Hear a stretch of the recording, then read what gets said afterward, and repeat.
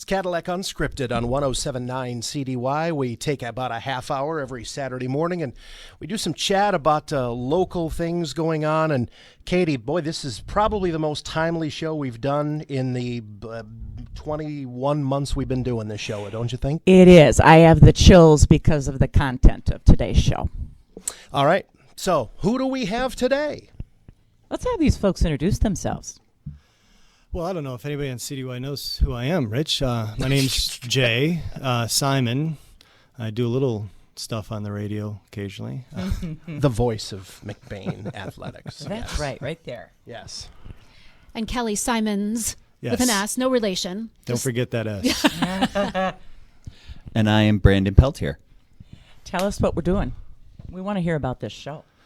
So this is a two-person show written by a woman named Ann Nelson. It's a true story. She was an editor living in New York when the tragedy of 9/11 occurred back in 2001.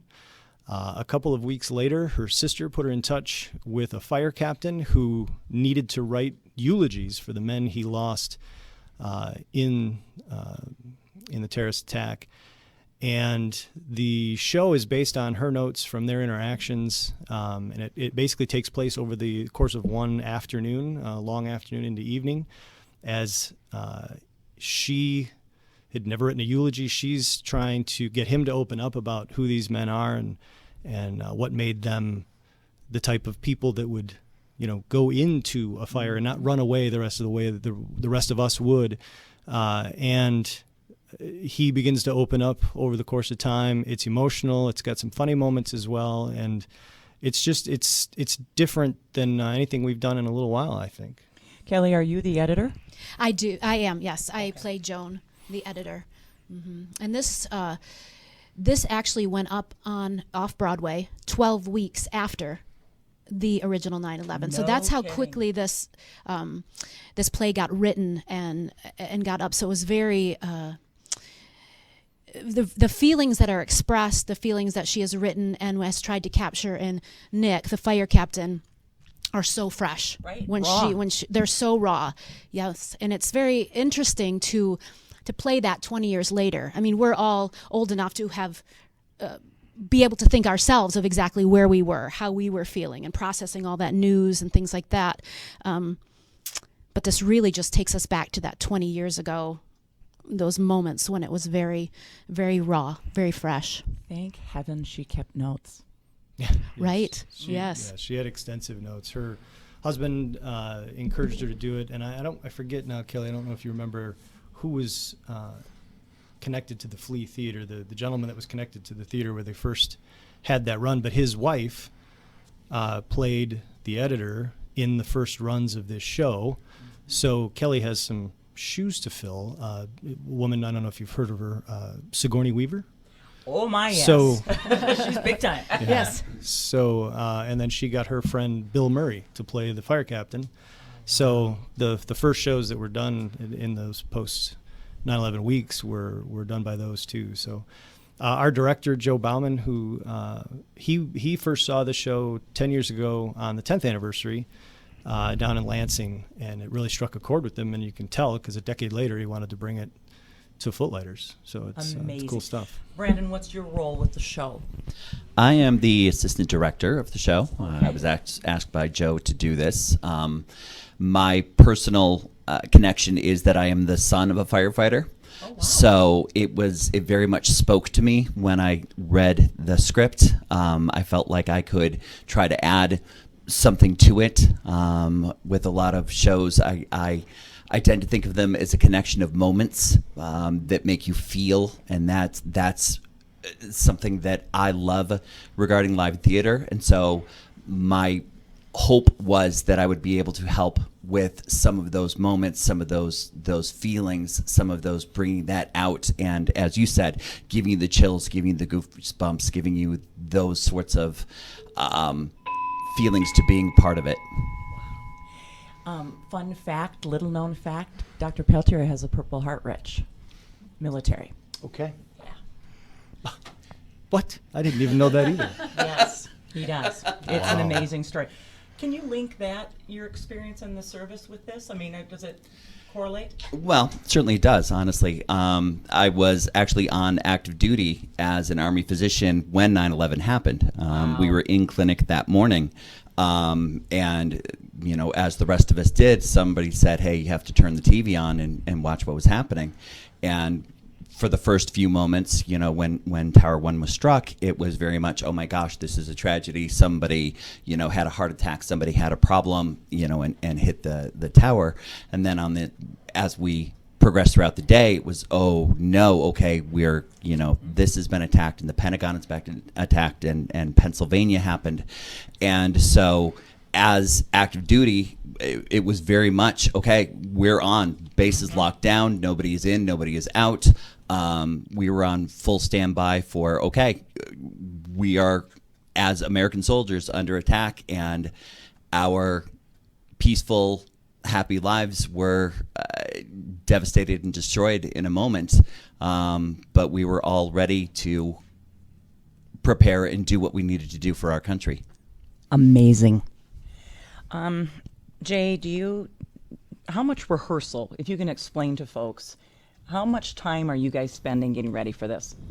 So we've had, I want to say, about 6 weeks, a little bit shorter than normal, but it is a smaller cast. And so, you know, Kelli and I can get together without the directors, which we've done a few times because it's less pressure filled. Right. If they're not watching us. Just to run lines and pick up cues and make sure there's a lot of dialogue. It's obviously a lot of back and forth between the two of us. But what's really neat about this show, and this is why I made sure Kelli was at the top of the cast list in the program, is it's the monologues, it's the sort of narration that goes along with it. You'll see Kelli, you'll see Joan break the fourth wall and address the audience at various times during this show. And she's giving you some insight into her thought process during this time, you know, what her own experiences were like. Because for most of us who aren't firefighters, you know, or aren't emergency workers, we didn't experience it quite the same way. Mm-hmm. And so from her perspective, you get sort of how she felt, you know, listening to him talk about these guys, talk about who they were, how important they were to him in the various ways. You know, the men that he talks about range from, you know, a probie that he barely knew to his best friend. You know, it was quite an emotional experience for him, but it's hard for him to talk about that. It's hard for him to get it out. And so she does a really nice job of helping him to do that. And then these monologues where she breaks the fourth wall are really cool because you get more insight into her thought process and how she felt while this was all happening. So, and as Brandon will attest, Kelli's ability to go from really feeling emotional about what's happening with her and Nick to suddenly turning that off and addressing the audience is, I can't act like that. It's really impressive. Kelli, but aren't firefighters humble by nature? Yes, and we actually touch on this in the show as Nick is trying to, I mean, as he says, he's not a man of words. That's not what he does. So he's so trying to share these stories, but it's very difficult for him. And he says, we're just ordinary guys. We're just guys, you know? And what's really cool about this show, I think, is although we do touch on the actual events of 9/11, we truly do just touch on them, and we really focus on who these people were. It's the story of these guys. And that keeps it, I don't want to say light because that's unfair, but it's not so heavy-handed. I see. Because we're just remembering that these were just guys with different hobbies and families and lives, and this is it's very real to Nick, the fire captain, and he said, I don't want these to be like macho, what does he say, you know, cowboy. Yeah, the cowboy hotshot type. Yeah, I didn't like hot shots. We don't want to make him into hot shots. We want to just make him into real everyday heroes. Will we have a new respect for firefighters when we leave the show? I think so. I think it gives you a different perspective of them. My wife's cousin's husband is a firefighter in Port Huron, and you know I've heard stories from him. I think we think of them most of us, especially if you weren't raised by one like Brandon or know somebody personally, you have a certain viewpoint of, and the show kind of almost addresses this to a certain extent. There's this, and this isn't a bad thing, but I think almost to an extent we put them on a pedestal. Mm-hmm. We see them as heroes, and they don't see themselves that way. They don't look at themselves that way. We're all nodding, Rich. Did you see that? Every single one of us was nodding. Well, it's the vocation they chose, right? Right. And that's what they do every day. Mm-hmm. So, and they're thrust into a new role, obviously. Rich, get out of my dialogue. Oh my gosh, that's like two of the lines in the show. That's impressive. No, it's the truth. It really is. They don't see themselves that way. And as you say, they chose that line of work. This is what they wanted to do, and they know the risks that come along with it, right? So I'll be, curious. I've spoken to at least one of the local firefighters here in town. He's working that Saturday. He's, depending on what's going on, they plan to kind of wander down and listen to the show. And I'll be curious to see what their reaction to it is, if it resonates with them in that way. Certainly Cadillac is not New York. It's different communities. You have different types of things that happen and such. But the mentality, I think, is probably true across the board, in all honesty. Mm-hmm. And I think about little boys and firefighters and fire trucks and fire engines. And, it's like Disney World to little boys to get them around a fire truck. I lived 2 blocks from World Trade in the early 90s, and I went back to the memorial, and it is such a somber place. It is completely silent. And in the city of New York, people are walking around that monument, and no one is saying a word out of mad respect. Yeah, it's a powerful feeling. So this show is unique in that it is taking place in 2 different places over 2 different weekends. Today, of course, is September 11th, a very somber day for the nation, and so there is another performance this evening at the Rotary Performing Arts Pavilion. Correct? Correct. Yep. 7:30. And this is going to be a fundraiser, right? It is. Yeah. There's no charge. Bring a chair, bring a blanket. We most of our shows have historically started at 7 p.m. We're starting at 7:30 p.m. for light purposes. So show's only about an hour and 15 minutes long, so a little shorter than some of the other things we've done. But it can potentially get a little bit chilly down there, but weather permitting, it'll be really nice. But we will have police and fire presence there. There'll be a truck there. We'll have Lake Street blocked. They'll have a table for donations, and then Brandon or others of our volunteers will kind of be passing the boot, if you will, for donations. And those donations are going to the Veterans Serving Veterans Fund, the organization that's building that park to the north of Cadillac. There, Roger Bandine heads that up. And so we're hopeful that that this, similar to our last outing that Kelli actually helmed, will be a big fundraiser for something that's very important in this community. Absolutely. Support our veterans. How was that organization chosen? It was actually chosen by the firemen and the police officers themselves. We contacted them and said we are interested in making this a fundraiser and wanted to know what charity was near and dear to their hearts, because this is essentially their story. And they came back with that, and I spoke with Dr. Bandine, and he is very positive about it and feels that it will be a great way, not only, again, of raising money, but raising awareness of this group that does some fantastic things in Cadillac and in the area. So, Brandon, if it's a success, how much money would you raise? Well, that's a great question. That is fantastic. Yeah, wow. Anywhere from $5,000 to $5,000. Okay, we'll take it. We want everybody to be generous, because Roger's project out there is amazing. It's actually putting Cadillac on the map with veterans, and to show them that the community supports them. They've got high schoolers out there working on that place, and talk about a sense of community. So hats off to Roger Bandine. So there's another weekend of performances, which actually makes this a perfect time to take a break so Okay. we can talk about where the performances will be next weekend in a moment on Cadillac Unscripted on 107.9 CDY. This is Cadillac Unscripted on 107.9 CDY. It is part 2 of our chat with members of the Cadillac Footliters. We're talking about the guys.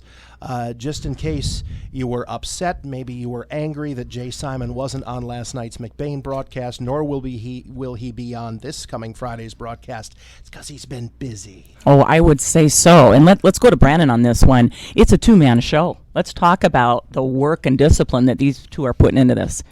And that's absolutely incredible, yes. To be able to learn essentially half of a full script, to be able to play off of each other.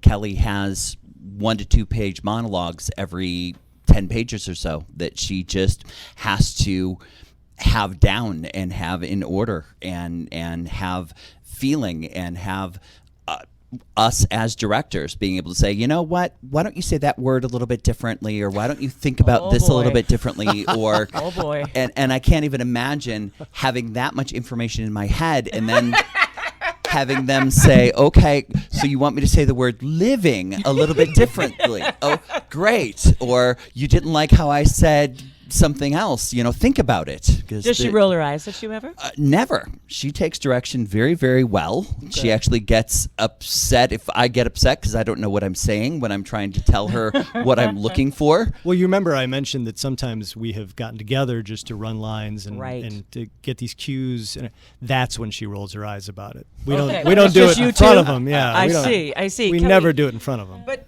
we want to know the trick. I mean, how are you memorizing all of these lines?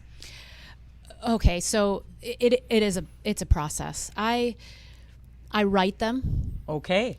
first, Mm-hmm. and then I write them again, and I write them again, and I write them again until I can write them from memory and have it correct. And then I kind of take that and I just start saying it as I'm brushing my teeth. I say them when I'm, loading the dishwasher. Anytime I possibly can. I'm Interacting with people at work? No. Yeah, right, exactly. Just stop. I'm doing a monologue. I don't have time for this. No. It's really, that's my process. There's lots of ways to do it, but that's how I do it. Incredible. So, Rich, Kelly's son, Mark, was accepted to Interlaken. I mean, this is one talented family. Will he be home for the show? Oh, yes. He's going to I'll be make proud sure of his I'll mama. I'll go get him. Yeah. That's right. What's your favorite part about it? I wanted to ask each of you that. I really enjoy interacting with Jay, Nick, and Joan, interacting together. I like it when we've had our lines down, and then we can just start to laugh together over the funny stories he tells. We get a little weepy when it gets serious, and that connection of really trying to be in the moment those are the special times for me. Mm-hmm. You're honoring those men. Mm-hmm. How about you? I like the build. When Nick first shows up, Joan, reaches out to him, invites him over. He's nervous about it. Mm-hmm. There's no. He doesn't really know this person. He's being asked to open up about these guys that he's never really thought of in a eulogy sense. I mean, you think about all your friends. If you were to think about eulogizing somebody, did I say that right, Brandon? That personally right now, it'd be hard to do, because you don't think of them like that. That's just one, Jay. Right. So, but over time, the way he begins to relax and open up about them, when he starts telling some of those stories that happened back at the firehouse, and gets into that kind of real life, here's who they really were type thing, and humanizes them. As he said, the hero thing doesn't make sense to him. They were people. They were his brothers, right? So as the show goes on, he really sort of opens up about them and gets to tell some fun tales. We keep talking about how powerful the show is and how emotional it is, but there are some funny moments, when he's remembering what it was like with these guys. And so that build, as Kelli alluded to, the way that they begin to connect and appreciate the process, I think has been really cool. Are these real names that you're working with? So she did change, Ann Nelson did change the names. So Nick is not the name of the fire captain. Okay. He's a real person. These are all real people. I see. I believe Kelli has seen, there was a movie made, Sigourney Weaver actually played Joan in the movie, but there was a different actor for Anthony Paglia, I forget how you say his last name. In that movie, and obviously the movie is a little more dramatic, they take some liberties, whatever. But Kelli had mentioned to me there's a scene in the show where Nick is remembering something that they watched on the video camera that was at the firehouse on the morning that they all left, and that footage is in the movie. I think Kelli mentioned. Yes, that's right. You can. It's just that grainy, gray, black and white, gray video, and that you kind of your security footage, and some of the things that we talk about in the show you can see happen in real life, and it's actually really quite powerful. So the point of it is that she's changed the names, yes, and she's made some modifications to make it less likely that somebody would realize specifically who we're talking about here, but it's a real story. This is a real fire captain who lost these men and had these conversations with her and had to deliver these eulogies, and it's not something that somebody thought, no, I can imagine this happened, and this happened. Nick and Joan are real people, and these conversations occurred, and it makes it even more powerful in my mind because of that. Right. Brandon, you were raised by a firefighter, your dad. Will he want to come and see the show? We actually had a conversation about that, Okay. Because I didn't know if it was going to be too close. Right.